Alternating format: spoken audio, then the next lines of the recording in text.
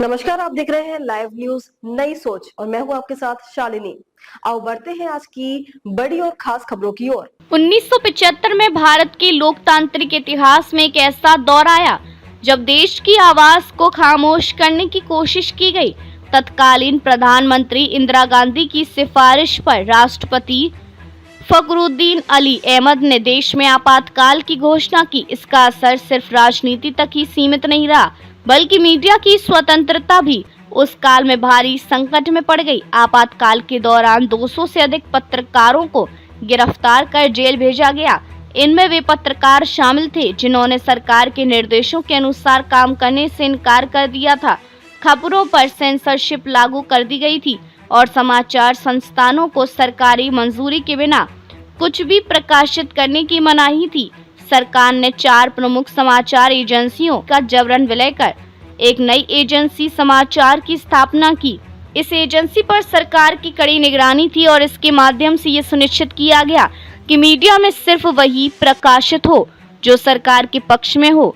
पत्रकारों को संजय गांधी के जबरन नसबंदी अभियान और परिवार नियोजन योजनाओं की सराहना करने को मजबूर किया गया।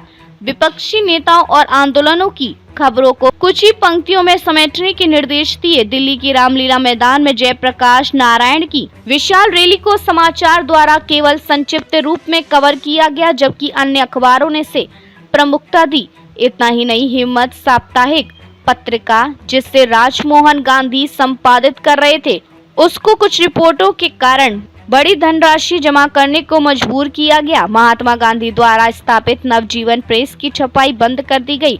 जो पत्रकार सरकार की आलोचना करते उन्हें या तो चुप करा दिया जाता या जेल भेजा जाता। एक दिलचस्प उदाहरण में जब एक लंदन स्थित पत्रकार ने कुलदीप नैयर की किताब की समीक्षा की जिसमें इंदिरा गांधी को स्कूल की हेडमास्टर जैसे बताया गया था, तो उस पत्रकार को भी सरकारी गुस्से का सामना करना पड़ा। आपातकाल के इस दौर में इंडियन एक्सप्रेस ने 28 जून 1975 को अपना संपादकीय कॉलम खाली छोड़कर चुपचाप विरोध दर्ज कराया था। यह दौर भारतीय लोकतंत्र के इतिहास में प्रेस की आजादी को कुचलने वाला सबसे काला अध्याय माना जाता है। ऐसे ही लेटेस्ट अपडेट पाने के लिए हमारे चैनल को लाइक, फॉलो, सब्सक्राइब करें और बेल आइकन दबाना ना भूलें।